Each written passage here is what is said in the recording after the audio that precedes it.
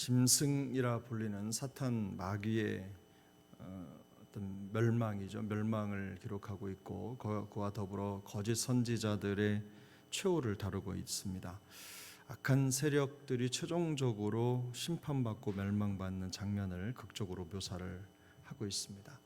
내용의 자세한 흐름은 천사가 공중에 나는 모든 새를 향하여 외치죠. 세상의 왕들과 또 거기에 있는 장군들과 장사들과 혹은 또 말들 그리고 자유인이나 종이나 그 안에 속한 모든 지위고하를 막론하고 모든 대상들을 조금 잔인합니다. 먹으라 이렇게 외쳤죠. 짐승이라고 불리는 사탄과 또 표적을 행하면서 사람들을 미혹하는 거짓 선지자들, 또 우상을 섬기도록 유혹하는 거짓 선지자들을 그야말로 산채를 유황불에 던져 넣어라 이런 명령을 내리고, 또 그것도 모자라서 여기 남은 자들은 백마탄 자의 입에서 나온 검으로 죽이는 그런 장면이 사실 오늘 본문입니다.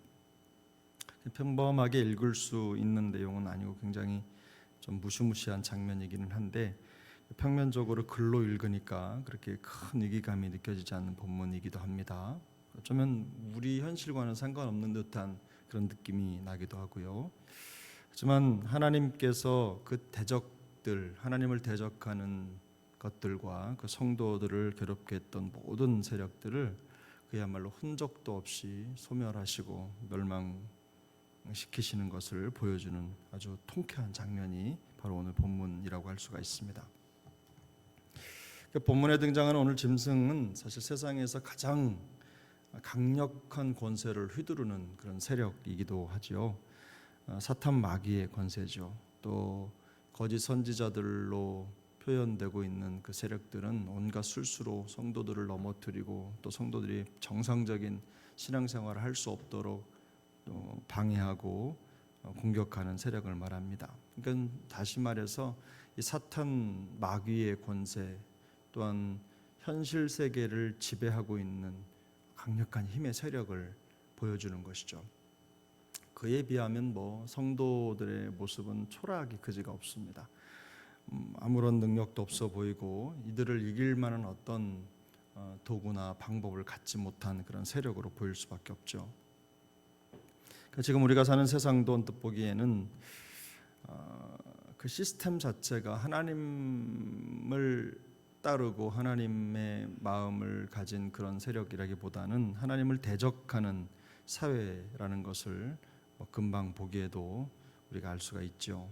그런 것들이 훨씬 더 강력한 세상입니다. 그런데도 그 역시도 사실 이 세상에 지배하는 모든 것들, 지금 우리가 누리고 우리가 영원할 것이라고 생각하는 것들은 사실 다 한시적인 것들 아닙니까? 아직 가보지 않아서 우리가 모를 뿐인 거지, 우리가 살아가는 순간은 하나님의 눈에는 찰나에 불과하고 다 한시적인 것들인데, 또한 이 모든 것들이 결국은 다 하나님의 심판 아래 놓이게 될 것이라는 것을 우리는 말씀을 통해 알 수 있습니다. 이렇게 엄중한 심판이 이루어지는 세상 가운데 살아가는 우리 그리스도인들에게 있어서 이 요한계시록이 주는 교훈은 사실 분명하죠. 이 요한계시록이 계속해서 말씀하고 있는 것처럼 가장 중요한 핵심적인 교훈은 그겁니다. 성도는 이 세상 가운데에서 승리를 확신하며 살아가야 된다. 그거를 잃어서는 안 된다는 겁니다. 전쟁의 결말이 21절에 나와 있는데, 말탄 자의 입으로부터 나오는 검에 죽임을 당한다. 이게 사실은 이 전쟁 전체의 최종적 마무리로 정리가 되는데요.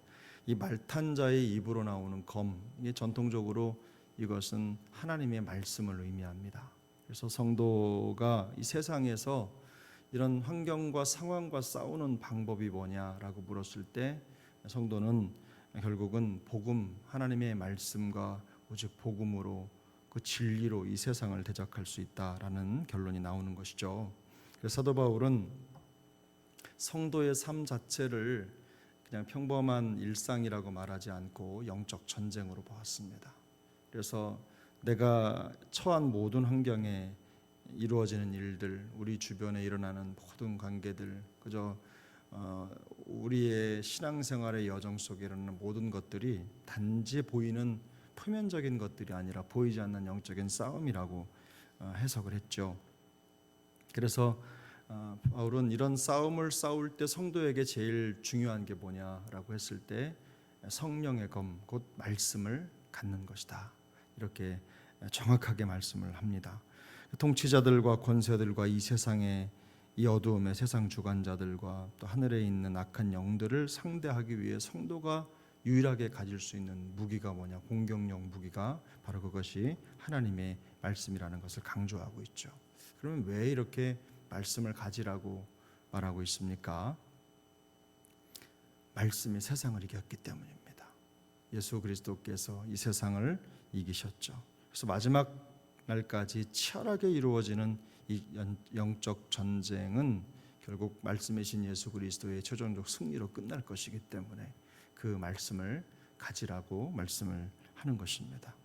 그래서 이 성도는 매 순간마다 이 승리를 확신하며 살아가는 것이 무엇보다도 중요한 것입니다. 또 한 가지는 뭐냐면 성도가 요즘에 영적인 싸움에 있어서 사실 성도를 가장 넘어뜨리기 좋은 사탄의 도구라고 하면 그게 바로 미혹이죠. 미혹, 마음을 넘어뜨리는 겁니다. 그래서 오늘 본문 20절을 보면 거짓 선지자들이 사람들을 표적으로 미혹했다라는 말이 나옵니다. 사실 가장 강력한 툴 아닙니까?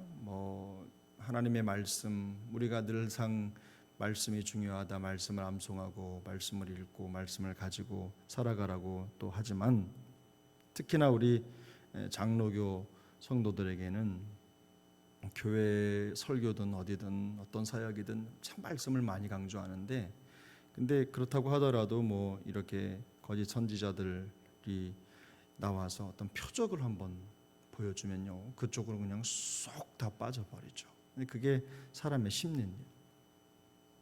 선지자들이 사실 그런 능력을 나타낸다. 그럼 그거만큼 더 강력한 게 없겠죠. 그런 게 몇 번만 나타나면 그냥 정리가 다 되죠. 그런 것처럼 선지자로 가장한 거짓 선지자들이 그 말세가 되면 사람들의 가장 약한 마음을 공략해서 이렇게 들어오는 겁니다. 표적을 행하죠. 마치 예수님께서 살아생전에 사역하셨을 그때에 나타냈던 표적과 기사들을 그들도 나타내는 겁니다.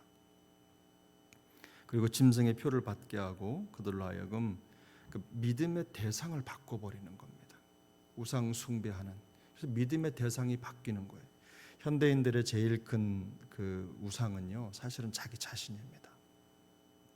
우리가 하나님을 더 깊이 따르지 못하게 하는 가장 그 중심에는 자기 자신이 있거든요. 자기 자신의 생각과 감정과. 가만히 보면 그런 것 같아요. 신앙생활의 제일 중요한 점, 또 우리가 넘어서야 될 점이 바로 자기 자신이다. 또 현대 사회에 가장 가짜들이 많지 않습니까? 잘못된 것들, 이념들, 잘못된 생각들, 이런 것들이 자꾸 우리로 하여금 하나님으로부터 멀어지게 하는 거죠. 미혹이라는 건 그런 겁니다. 아닌 것 같은데 계속 그쪽으로 넘어가고 쏠리는 거. 그래서 하나님의 생각과는 말씀과는 다른 상황으로 치닫게 하고 멀어지게 하는 겁니다. 나중에 보면 거기 안에 어떤 말씀의 역할도 없어요. 말씀이 우리를 이끌어가거나 주도하거나 이런 것들은 아무것도 보이지 않고 그냥 아무것도 없습니다. 거기에는 나밖에 없고 결국에는 이런 눈에 보이는 어떤 것, 손에 잡히는 어떤 것, 그런 것들만 있게 되는 거죠. 그래서 결국은 우리로 하여금 우상 숭배로 향하도록 미혹하는 일들이 현대 사회의 가장 큰 특징이라고 할 수 있겠습니다. 그래서 실제로 하나님께 영광을 돌리는 신앙생활인지 아니면 인간의 감정과 욕망을 부추기고 미혹해서 하나님으로부터 멀어지게 하는 현상인지 이게 분간이 잘 안 되는 겁니다. 우리 눈으로 보면서도 잘 분간이 안 되는 일들이 너무나 많은 거죠. 그래서 성경은 우리에게 이런 것들을 분별할 수 있는 영적인 분별력을 가져야 된다고 말씀하고 있는 것입니다. 그래서 말씀을 강조하는 건데, 우리가 영적으로 보면 저 사람이 신앙생활을 그래도 잘 성령을 따라 행하는 것 같다라는 기준을 어디에 두느냐, 하나님의 말씀에 집착하느냐, 그 말씀을 따라가려고 하는 그런 열심이 있느냐, 거기에서 사실은 1차적으로 우리가 걸러지는 겁니다. 성경은 이렇게 말씀합니다. 요한일서 3장 24절을 보면 그의 계명을 지키는 자는 주 안에 거하고 주는 그의 안에 거하나니 우리에게 주신 성령으로 말미암아 그가 우리 안에 거하시는 줄을 우리가 아느니라. 결국은 하나님의 말씀을 지키고 그 말씀 안에 거하려고 하는 몸부림이 그 사람이 성령을 따라가는지 아닌지를 가늠하는 첫 번째 기준이 된다는 겁니다. 그리고 갈라디아 5장 16절도 보면 내가 이르노니 너희는 성령을 따라 행하라 그리하면 육체의 욕심을 이루지 아니하리라. 우리가 뭐 성령을 따라 행한다는 기준이나 방법, 저 사람이 성령을 따라 행하고 있다라는 걸 어떻게 알 수 있겠습니까? 결국은 성령의 검, 하나님의 말씀, 그 말씀을 가졌느냐 그렇지 못하느냐에 따라서 구분이 되는 것이죠. 그러므로 가장 확실한 기준을 말씀과 성령의 인도하심에 두는 것, 바로 이것이 우리가 미혹을 이기는 가장 좋은 방법인 것입니다. 날마다 우리 안에서 말씀으로 역사하시도록 말씀과 성령께 우리의 생각의 주도권을 내어드리는 것, 이게 사실은 우리에게는 제일 중요한 것이고, 이걸 영적 사고라고 합니다. 그래서 우리 생각의 방향이나 흐름을 하나님의 말씀에 맡기는 것, 이것이 우리에게 필요한 것입니다. 제가 묵상을 하다가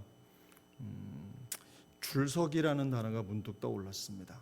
예전에 광양에 매화마을인가요? 거기에 매화꽃이 필 때 그걸 보러 갔는데 차가 아주 길게 줄이 서 있는 거예요. 그래서 줄 서 있어서 저도 자연스럽게 그 뒤쪽에 차를 세우고 기다렸는데 뭐 차가 움직이질 않아요. 그래서 한참을 기다리다가 이제 옆으로 이렇게 뭐 아직도 많은데 이쪽은 텅텅 비어 있고, 저는 그래서 끝까지 있다가 나중에 안 되겠다 싶어가지고 옆으로 빠져서 올라가 보니까 초보 운전자가 그렇게 하셨는지 앞에다가 주차를 잘못하신 거예요. 길 중에. 근데 그 뒤에 모르는 분들이 뒤에다가 자기도 모르는 사이에 다 차에 줄을 내고 그냥 길게 들어선 거죠. 그 무한정의 줄을 바라보면서 그런 생각이 들었어요. 우리도 가끔 그렇잖아요. 어디 가면 뭔가 줄이 서 있으면 나도 거기 서 있어야 될 것 같은 그런 마음이 들고 판단이 잘 서지 않는 겁니다. 그 앞에 뭐가 있는지. 근데 이게 흔히 하는 말로 우리가 그렇잖아요. 군대는 줄서기다, 뭐 이런 말도 있고, 신앙생활도 가만히 보면 이 줄서기를 잘 해야 되는 것 같아요. 그 성도는 세상 권력이나 유행이나 혹은 눈에 보이는 어떤 것, 그런데 줄을 서면 멸망의 길을 가는 거 아닙니까? 성도는 영원한 승리자 우리 구주 예수 그리스도를 따라가는 줄에 서야 될 줄로 믿습니다. 매 순간 저는 이 신앙의 여정에 이게 바로 가장 중요한 핵심이라고 생각해요. 눈에 보이는 것들에 속지 말고 말씀과 성령의 인도를 따라서 거룩한 줄서기를 잘 해야 된다. 그래서 우리가 매일의 삶 속에서 이런 은혜의 줄서기, 거룩의 줄서기, 말씀의 줄서기, 이것들을 잘 실천해서 항상 성령님과 동행하며 주님의 뜻을 이루어드리는 그런 삶, 미혹과 유혹을 이기는 삶으로 하나님 앞에 영광이 되는 우리 모두가 될 수 있기를 예수님의 이름으로 축복합니다.